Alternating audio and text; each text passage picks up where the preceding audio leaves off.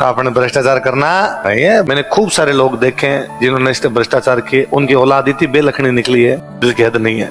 तुम्हें भी लगे कि तुम्हारी औलाद बेलखनी निकले तब तो दोनों हाथों से लेना, आंकड़े मार मार के लेना। दो ही चीजें होगी, या तो कभी खुद धर लिए जाओगे या औलाद बेकार निकलेगी। ईश्वर न्याय तो करता है, इसी जीवन में करता है, यहीं पे करता है, किंतु परंतु नहीं है उस मामले के अंदर। इसलिए इस प्रकार की चीजों पे मन में भी नहीं सोचना।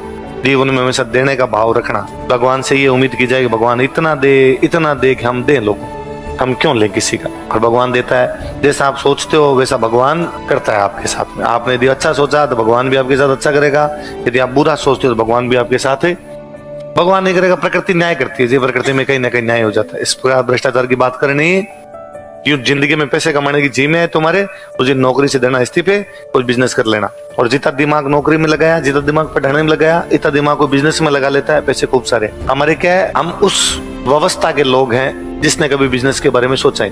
भाई हमारे बाप दादे तो करते थे सारे खेती, हम एक स्टेप आ गया है सर्विस नौकरी की तरफ। इसलिए अपने घर वाले भी हमेशा अपने को यही कहते हैं, देख भाई पढ़ ले वरना खेत तो पढ़ाई है। वो भी कभी नहीं कहते कि या तो पढ़ ले वरना दुकान खुला देंगे। नहीं तो उनके दिमाग में था, न हमारे दिमाग के अंदर है।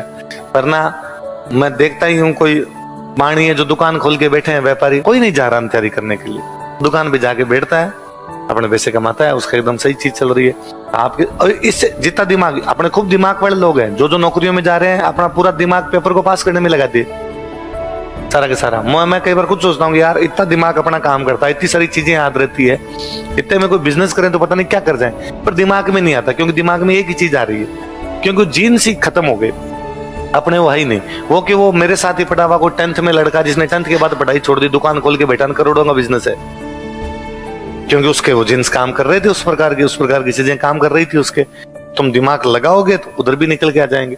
मैं खूब सारे आपको ऐसे